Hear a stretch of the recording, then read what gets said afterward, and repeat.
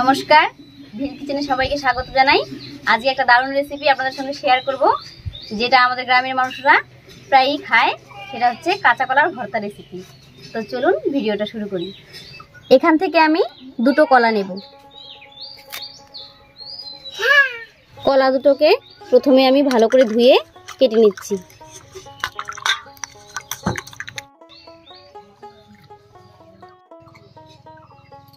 কলাটাকে আমি একদম পাতলা পাতলা করে কেটে নেব।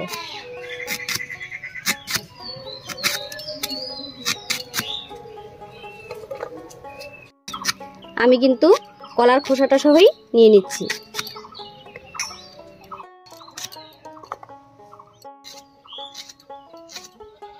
এর উপর জল দিয়ে আরেকবার ধুয়ে নেব।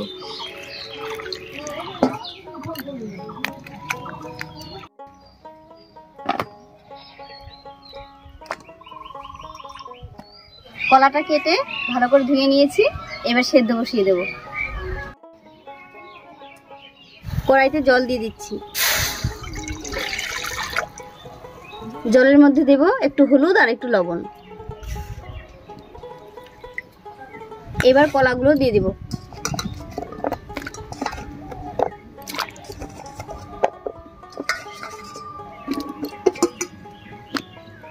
এইবার একটু নাড়িয়ে ঢাকা দেব।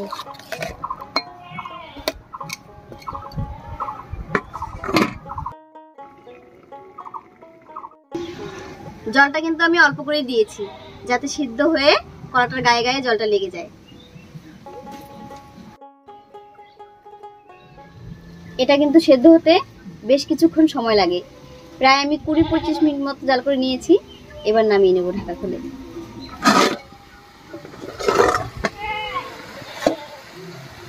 এই দেখুন, কলাটাও সেদ্ধ হয়ে গেছে আর জলটাও শুকিয়ে গায়ে গায়ে লেগে গেছে।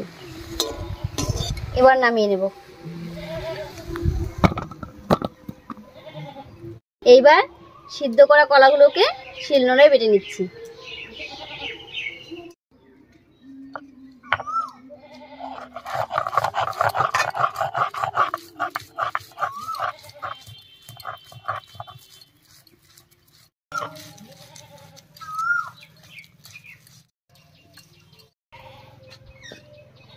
কলাটা বাটা হয়ে গেল, এবার নামিয়ে নিচ্ছি।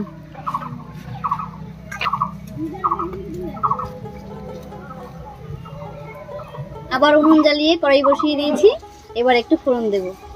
কড়াইতে দিয়ে দিচ্ছি সর্ষের তেল। তেলের মধ্যে দিয়ে দেব হাফ চামচ মতো 5 ফোড়ন, দুটো শুকনো লঙ্কা দেব, একটা পেঁয়াজ কুচি, লঙ্কা কুচি,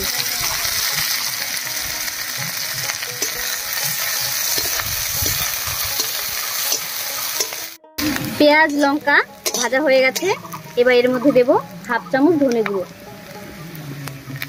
হাফ চামচ জিরে গুঁড়ো। আবার ভালো করে মিশিয়ে নেব।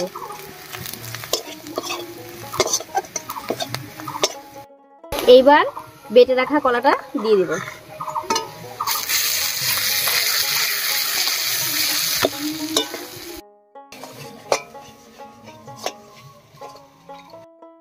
হয়ে গেছে।